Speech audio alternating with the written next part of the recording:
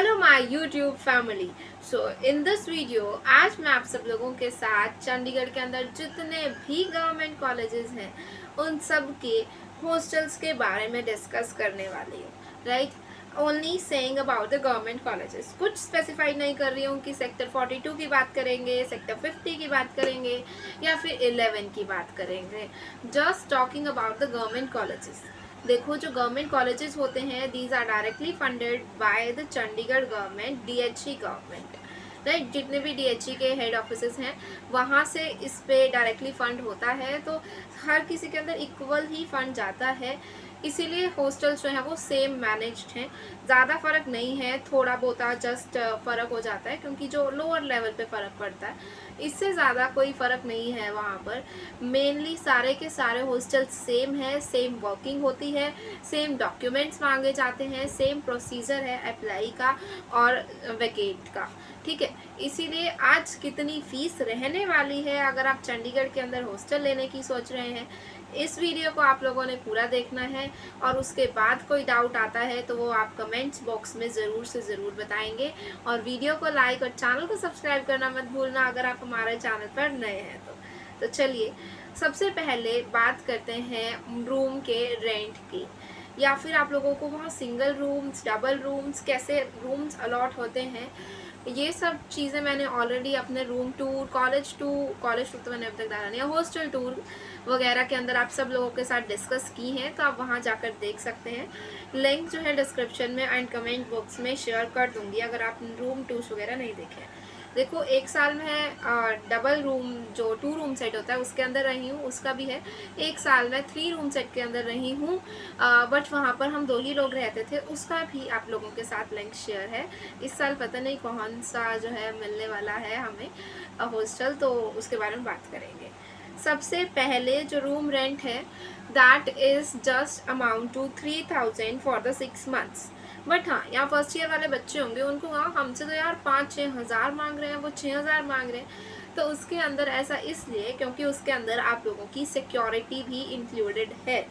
जब आप लोग अपना हॉस्टल छोड़ेंगे आप लोगों को सिक्योरिटी अमाउंट जितनी भी मेंशन होगी, आई थिंक नियर अबाउट कुछ 3000 होती है, 3000 राउंड ऑफ, उतनी अमाउंट आप लोगों को रिटर्न मिल जाएगी एज अ गिफ्ट। आप लोगों की अमाउंट वापस आ जाएगी। इन केस अगर आप हॉस्टल के अंदर वेल मैनेज्ड बनकर रहते हैं तो आपकी सिक्योरिटी अमाउंट कैंसिल नहीं होगी।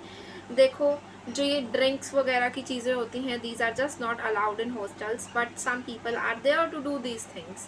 राइट, तो आपको ऐसे लोगों से पहली बात तो बच के रहना है, ड्रग्स एंड ड्रिंक्स से। ये सब चीज़ें हर जगह अवेलेबल हैं, but depends upon you how you react to them. इन चीज़ें अगर आप हॉस्टल्स के अंदर इन चीज़ों से आपका कोई भी कनेक्शन नहीं बैठता है तो आपकी सिक्योरिटी कैंसिल नहीं होगी। इन केस आप हॉस्टल की किसी भी चीज़ को डैमेज नहीं करते हैं, राइट, कोई आपने विंडो नहीं तोड़ी है, आपने अलमीरा का गेट नहीं निकाल दिया है, या आप लोगों ने लड़ाइयाँ नहीं की हैं, मतलब कि बहुत ज़्यादा किसी चीज़ का इशू ना क्रिएट किया है आपने किसी चीज़ के अंदर हॉस्टल में, आप एक अच्छे बच्चे की तरह वहाँ पर रहे हैं, तो आप लोगों की सिक्योरिटी कैंसिल नहीं होती है। जब भी हम 2 साल बाद, 3 साल बाद अपना हॉस्टल छोड़ते हैं हम लोगों को वो अमाउंट वापस मिल जाती है। राइट, हर 6 महीने के बाद आप लोगों को 4000 रुपये जो है वो पेमेंट करनी ही करनी होती है।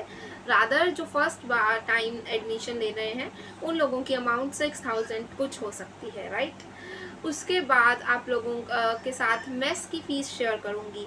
देखो, हॉस्टल्स के अंदर मेस जो है वो अवेलेबल है, मेस भी है, पैंट्री भी अवेलेबल, छोटी सी कैंटीन जो इसको कहते हैं वो भी अवेलेबल है वहाँ पर। और उसके बाद 6 बजे के बाद हॉस्टल बंद हो जाता है, आप लोग उसके बाद बाहर का खाना नहीं जा सकते बाहर खाने की, हमें आज बाहर खाना है तो।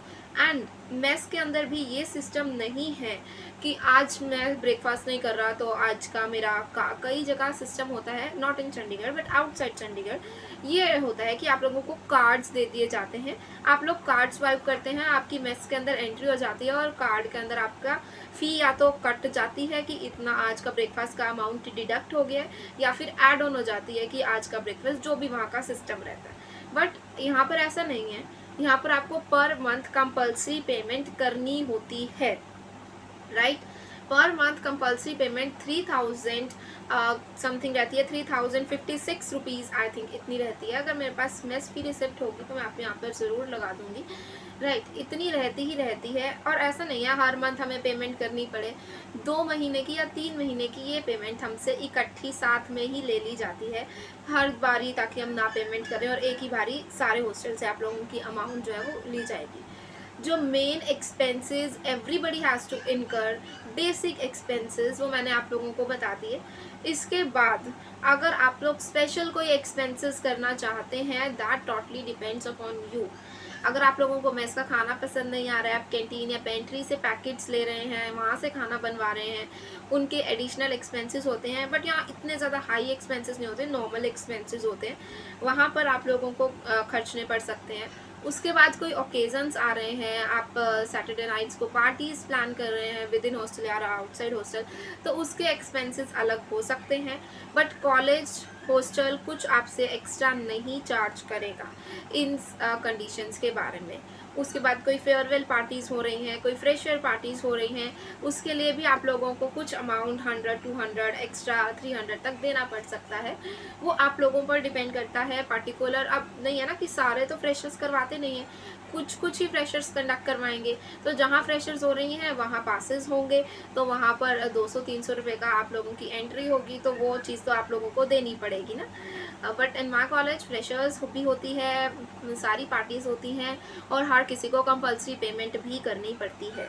राइट, मतलब बेसिक जो एक्सपेंस। और उसके बाद आप संडे को आउटिंग्स पे जाते हैं, वेडनेसडे को जाते हैं, तो आप बाहर से कितना सामान ला रहे हैं, वहाँ पर आप कितना एक्सपेंसेस कर रहे हैं, आप मार्केट गए वहाँ से क्या खर्च किया है, that totally depends upon you. Right, और ट्रांसपोर्टेशन एक्सपेंसेस की बात करें तो बहुत ज़्यादा महंगे हैं वहाँ पर। इसीलिए मैं कहना चाहूँगी कैब्स और रैपिडो के अलावा बसेस अगर आप लोग प्रेफर करें, सिटी बसेस जो CTC अवेलेबल हैं चंडीगढ़ के अंदर, उनके अंदर अगर आप ट्रैवल करते हैं तो बहुत ज़्यादा सुटेबल पड़ जाते हैं आप लोगों को travel expenses as compare to auto rickshaws या फिर कैब्स अगर हम लोग बुक करते हैं। राइट, सो मैंने सारे के सारे मेन एस्पेक्ट्स इसके अंदर कवर कर लिए हैं।